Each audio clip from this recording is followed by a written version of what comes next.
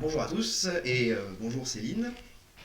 Donc avant de commencer et afin d'être transparent pour les gens qui nous écoutent, comme à chaque début de vidéo, petit avant-propos, il est évident que cet échange n'a pas la prétention de faire croire que nous apportons une vérité universelle.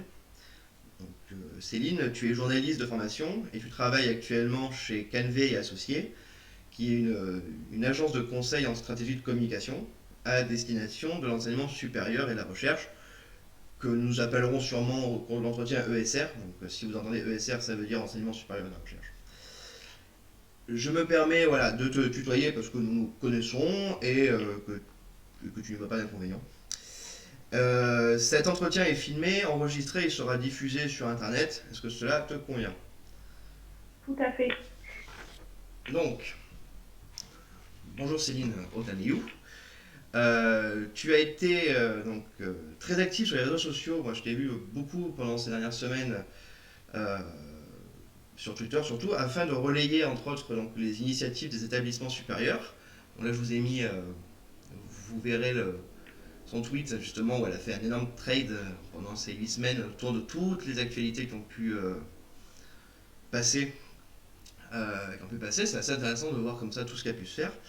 Et donc ma première question, c'est comment t'es venue cette idée? Alors, il faut se remettre un petit peu dans le contexte du début du confinement il y a 2 mois, où il y a eu une grosse vague, je pense, pour beaucoup de sidération dans une période où les établissements ont eu à gérer en quelques jours la fermeture administrative, la mise en place de la continuité pédagogique. Enfin bon, bref, il y avait vraiment une sidération collective, mais qui ne touchait pas que l'enseignement supérieur qui a eu lieu. Et c'est vrai que sur Twitter, on voyait beaucoup d'informations assez anxiogènes. Et j'ai vu apparaître assez vite des établissements qui sortaient un petit peu de ces informations pour relayer des initiatives de solidarité et vraiment très pratico-pratiques, on va dire, on y reviendra tout à l'heure. Et en fait, ça a activé un petit peu en moi deux choses. Alors la première, c'est une fibre un peu émotionnelle qui est courante dans ce genre d'événement. On est forcément dans l'émotion, et je me suis dit, c'est super tout ce qui est en train de se passer.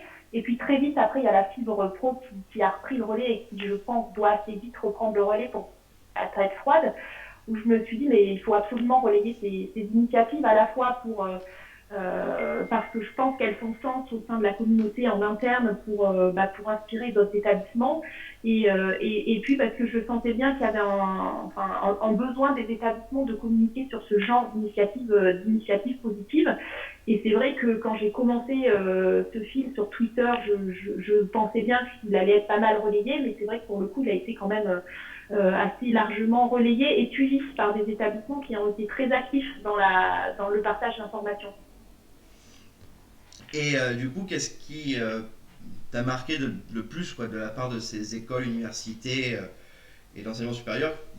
Qu'est-ce que tu pourrais on va dire, en retenir avec ce que tu as vu avec ton œil de journaliste et ton œil de communicante? Bah, de façon assez générale, ce qui est assez marquant, c'est que on a vu apparaître des initiatives dans toutes les typologies d'établissements.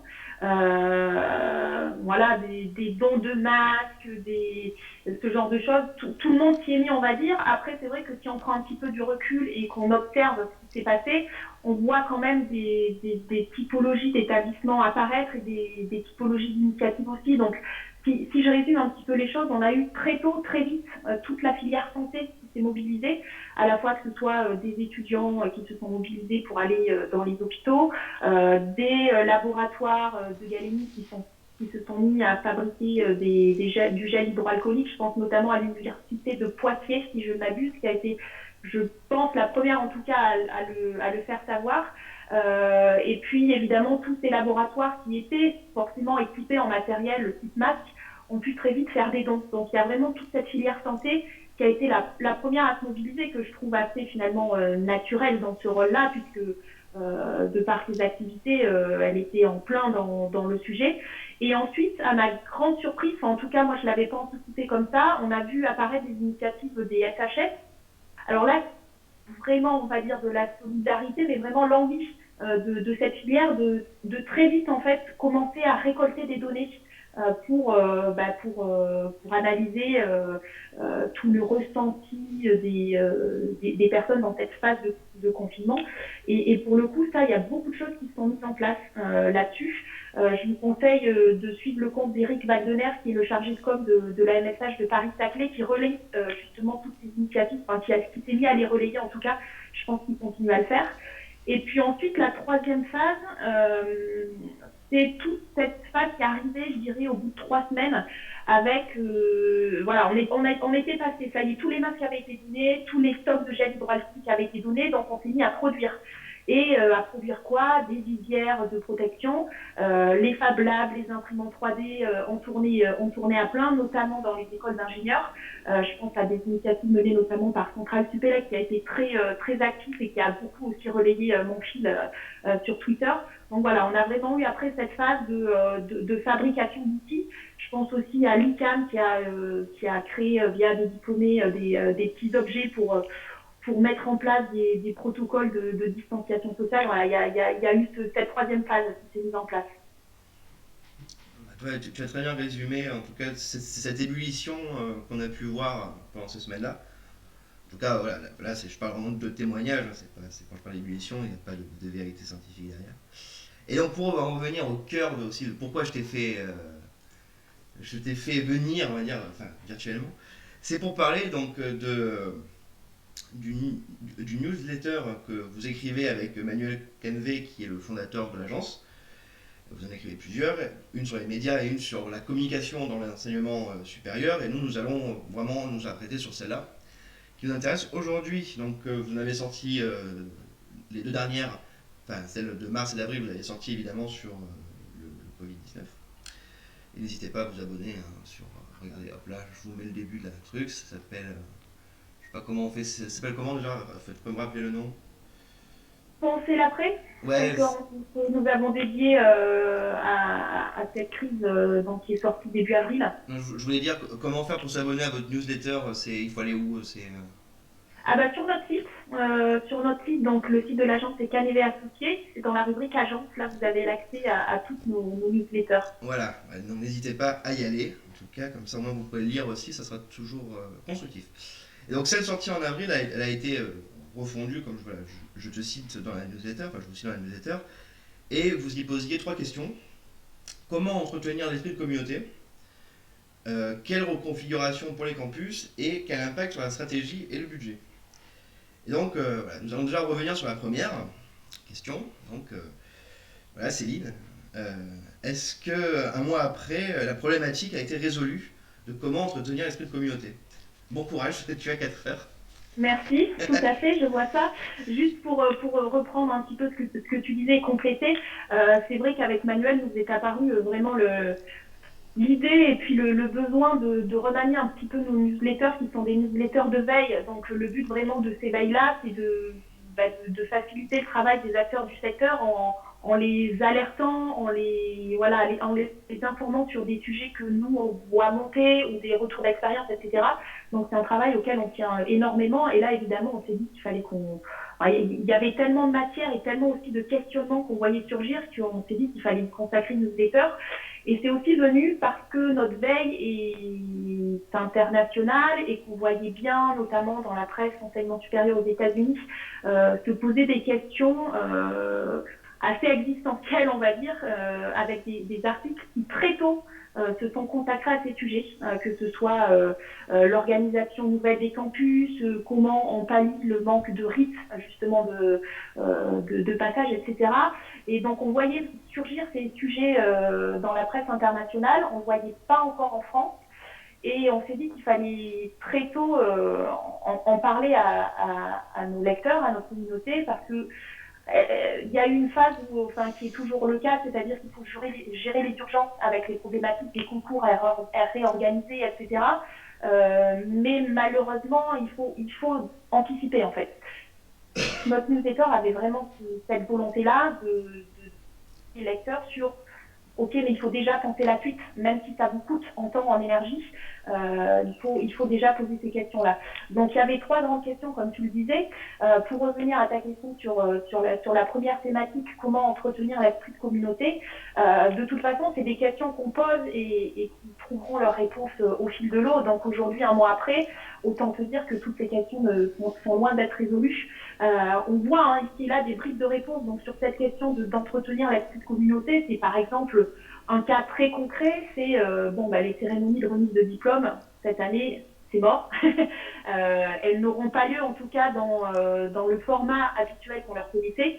Il y a aussi toute la problématique des journées portes ouvertes, puisque là au printemps, quand les établissements fermaient, on était vraiment en pleine période de journées portes ouvertes. Donc ce sont vraiment deux exemples très concrets qu'il va falloir réinventer.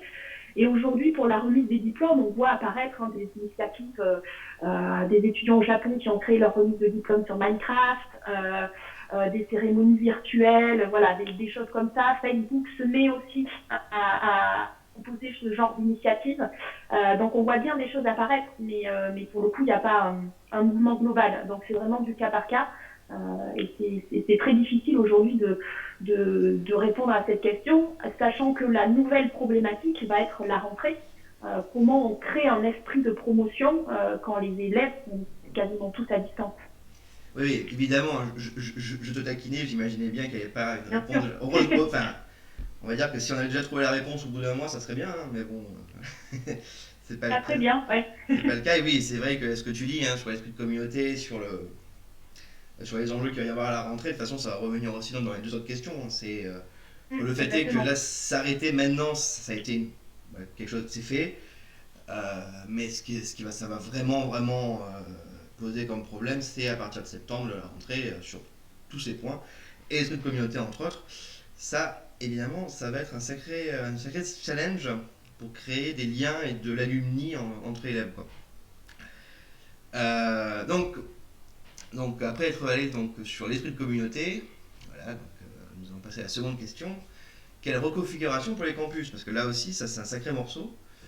Euh, Parce que justement, moi on a beau dire qu'en septembre c'est la reprise, c'est vrai que étant doctorant, potentiellement, voilà, enfin, je suis doctorant, je vais donner des cours, etc. Donc potentiellement cours magistraux, amphithéâtre, 300-400 personnes, ça pose des On voit questions, bien que ça quoi. va poser problème. Ça pose Ouais. des questions pour septembre, clairement. Donc, donc tu poses donc la question de la reconfiguration des campus. Les universités, les bâtiments sont fermés donc jusqu'en septembre, les amphis ne sont pas recommandés en ce qui concerne la distanciation sociale. Tu parles des outils numériques également, qui sont utilisés pour permettre des cours en ligne. Voilà, c'est dans l'article, vous pourrez aller, lisez-le, vous verrez vraiment tout bien. Et donc, ces enjeux de la reconfiguration, personnellement, me questionnent sur l'université de demain. Et est-ce que l'utilisation croissante du numérique devra être une obligation pour les écoles et facs, ou il faut repenser totalement avec autre chose que le numérique? Voilà, là aussi, c'est une vaste question. En plus, cette question s'inscrit dans un contexte un petit peu nouveau par rapport au moment où on a envoyé la newsletter. Ce sont les propos de Frédéric Vidal qu'elle a tenu, je crois, ce week-end, où elle précise que la rentrée se fera en distanciel. Donc ça, c'est un gros point, parce que dans cette question de la reconfiguration des campus, tu l'as évoqué, il y a la question matérielle, c'est-à-dire quid des amphis, quid de la circulation sur les campus. Là-dessus, il y a des super articles qui évoque l'histoire même de la création des campus, où depuis longtemps, en fait, surtout aux États-Unis, on construit les campus pour que les étudiants vivent sur le campus et finalement on en sortent le moins possible. On voit bien qu'aujourd'hui, ça pose des questions, en fait. Ce schéma-là même d'imagination et de penser les campus est un peu mis à mal, même beaucoup mis à mal. Donc il y a cette question des bâtiments, et puis en effet, tu l'évoques, il y a la question de la pédagogie avec le retour au numérique. Moi, j'ai évidemment pas de réponse. Après, il y a quelques éléments à prendre en compte qu'on a vu apparaître au cours des dernières semaines. On l'a vu, évidemment, les cours en distanciel se sont multipliés. Pourquoi? Ils sont aujourd'hui la norme. ces cours en distanciel continueront, on le voit bien, continueront. Après, à quelle échelle, ça c'est compliqué de le dire. Ça pose évidemment la question de l'adaptation des cours, parce qu'on ne fait pas cours en présentiel comme on fait cours en distanciel. Donc ça, je pense qu'il y aura du boulot encore plus pour les cellules d'innovation pédagogique. Et puis ça pose aussi évidemment la question des outils. Là, on a vu apparaître une multiplication d'utilisation d'outils par les enseignants qui ont dû vraiment aller vite. Donc, il y a des outils qui n'étaient pas du tout destinés à la pédagogie et qui se sont mis en place. Je pense notamment au réseau social Twitch que certains enseignants ont utilisé. Donc, c'est assez intéressant d'analyser aussi pourquoi ils les ont utilisés, dans quel but, est-ce que ça a bien marché, etc. Donc là, je pense que il y a des personnes qui se penchent sur ces questions-là. Voilà, donc ça fait beaucoup de questions. Je t'apporte pas beaucoup de réponses, mais ça fait des éléments à observer dans les prochaines semaines pour voir un petit peu comment tout ça va se réguler, on va dire. Mm. Mais oui, bah, en effet, hein, tu sais que j'attendais pas forcément une réponse. Au contraire, de toute façon, on est un milieu scientifique, donc on fait plus de questions que de réponses, hein, quand même. C'est ça. Voilà. Et qu'est-ce que j'ai pas dit? Donc la troisième question, qui au final, c'est vrai qu'elle c'est peut-être la moins funky parce que ça parle de budget, de financement, mais en fait c'est peut-être la plus importante au final. Donc quel impact sur la stratégie et le budget? Et c'est une question qui va devoir se poser tous les conseils d'administration de l'ESR, tous les établissements. Et en ce moment, à mon avis, c'est vraiment la grosse goutte c'est sur cette question-là, quoi. Comment on va faire, quoi, financièrement et quelles seraient les pistes Alors, à... Donc, je te fais un peu ma réflexion globale avec la question qui va avec, et je vais faire exprès de prendre un spectre très large de possibles. Et sur ces pistes à envisager, est-ce que par exemple l'éducation doit être totalement prioritaire et totalement décorrélée des réalités financières? C'est-à-dire juste on finance l'enseignement et peu importe, il n'y a plus de questions d'enjeu d'argent. Ou est-ce qu'il faut un modèle où les étudiants doivent financer leurs études en payant des frais d'inscription beaucoup plus élevés, ou par exemple en acceptant de travailler quelques années pour les services publics, en mode une contrepartie, quoi. L'État a payé l'enseignement, donc du coup l'élève... voilà, donc c'est vraiment des questions très larges et c'est un peu avoir ton avis sur justement cet enjeu des budgets, des finances, parce que... oui, ces questions sont très philosophiques presque. Je serai un peu plus pragmatique. Là aussi, hein, des remarques qui sont nées de nos lectures et puis de nos observations. Encore une fois, si on se tourne du côté des États-Unis, où évidemment le modèle est complètement différent. Il faut l'avoir en tête, mais ça permet quand même de réfléchir. Aux États-Unis, il y a des établissements qui ne se relèveront pas de la crise, qui ont déjà annoncé qu'ils fermaient leurs portes en fait. Voilà, avec d'autres établissements qui au niveau budget sont très mal. Aujourd'hui, je trouve que c'est ce qu'on marquait dans notre newsletter. Aujourd'hui, les enjeux sont différents selon les typologies des établissements. Mais il y a un point qui ressort, c'est quid des étudiants étrangers. Pour certains établissements, la venue des étudiants étrangers et le paiement de leurs frais de scolarité sont très importants dans l'équilibre budgétaire des établissements. Donc là, c'est une vraie question. On a vu des pays il y a quelques mois pour d'autres sujets, mais je pense notamment, je crois que c'est l'Australie, où le fait d'avoir de moins en moins d'étudiants chinois a vraiment mis à mal la santé budgétaire de pas mal d'universités. Donc ça, c'est une vraie question. Et ensuite, dans notre newsletter, on parlait aussi de coûts qui vont apparaître. On en listait deux, mais il y en a plusieurs. C'est à la fois, on l'a cité, l'adaptation des locaux. Ça va forcément engendrer des coûts. Et puis, il y a aussi tout le suivi des étudiants en difficulté. On peut peut-être ajouter aussi l'équipement pour assurer les cours en distanciel. Voilà, il y a plein de choses comme ça qui vont s'ajouter au budget global. Ouais, et clairement, c'est des questions, pareil, comme tu dis, très philosophiques. Au final, on peut s'écharper dessus, enfin, on peut débattre dessus des heures, on peut trouver beaucoup de choses à dire, et c'est ce qui est intéressant dans ta newsletter, enfin, dans votre newsletter, c'est justement que autour de ces trois questions-là, qui évidemment sont des questions sans réponse fondée, c'est pas A plus B, quoi. Il- Tu apportes pas mal d'articles, justement, de sources qui vont un peu plus loin, quoi, justement pour les gens qui veulent vraiment approfondir tout ça. Mm.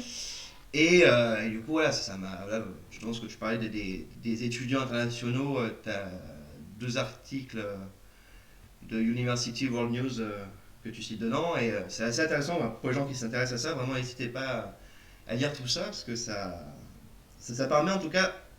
Ça apporte pas de réponse, mais ça apporte de la réflexion et du contenu. Exactement. Et du contenu, ce qui est le plus important. Parce que justement, si ça apportait des réponses toutes faites, bon, ça serait pas intéressant.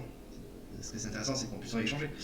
Et donc, voilà, maintenant que nous avons vu donc, cette newsletter, n'hésitez pas encore une fois à vous abonner. On va croire que je suis payé, mais non. Euh, voilà, là, je vais rentrer dans une question peut-être un peu plus personnelle et encore plus philosophique. Mais qu'est-ce que tu souhaiterais voir changer durablement? Quel comportement Oh. aimerais-tu voir totalement disparaître ou émerger dans les semaines, mois, années qui arrivent et qui a été rendu possible grâce à ces semaines de confinement? Voilà, là c'est du. Ah oui, d'accord. Tu, Ça, tu- c'était pas prévu. Non, mais tu peux dire aucun, hein, c'est. Mais est-ce qu'il y a quelque chose qui t'a Non, mais marqué, je on va crois que dire? Est-ce qu'il y a quelque chose qui t'a un peu. Bah, tu vois, ouais, vraiment. bah pour reboucler avec ce qu'on dit au début, c'est peut-être un peu tarte à la crème, mais tout cet élan de solidarité, je trouve que c'est quand même super super chouette. Pardon, c'est pas très argumenté tout ça, mais si voilà, s'il fallait retenir quelque chose, c'est tout ça, c'est cet élan de solidarité et les personnes qui sont retroussées les manches pour essayer de passer cette période du mieux possible, on va dire. Mais c'est une très bonne réponse, tu vois, rassure-toi, il n'y avait pas de mauvaise réponse de toute façon, c'était De juste. mauvaise ou bonne réponse, Voilà. parfait. Et bah, voilà, pour finir sur une note beaucoup plus légère, petit point culture. Voilà, question occupation, quel livre ou album, jeu, film as-tu pu découvrir, redécouvrir ces dernières semaines et qui t'a aidé un petit peu à passer le temps chez toi? Alors déjà, je n'ai pas vu trop le temps passer. Non, je trêve de plaisanterie. En fait, il y a un bouquin que j'ai fini il n'y a pas très longtemps qui s'appelle Propaganda, qui est un ouvrage en fait qui avait été publié en 1928 par Edward Bernays, pardon pour la prononciation. Regarde ça un peu. Si c'est pas la Et magie ben du voilà, montage, et paf, c'est t'en parles, il exactement ce arrive que dans j'ai mes fait. mains. Parfait. Alors ça non plus, c'était pas Et prévu. c'était pas prévu, mais c'est qu'il est vraiment il est dans ma bibliothèque juste à côté. C'est un bouquin que j'étudie aussi beaucoup, avec lequel je travaille. Donc, Et ben voilà, donc Bernays, c'est celui qu'on appelle le père des relations publiques, et c'est vrai que cet ouvrage en fait questionne, dérange par moment, mais je trouve qu'il prend une saveur vraiment particulière en ce moment quand on s'intéresse évidemment à la communication, comme c'est notre cas, euh, voilà, et qu'on s'intéresse en plus à la communication autour de cet événement et de cette crise. C'est assez parlant, voilà.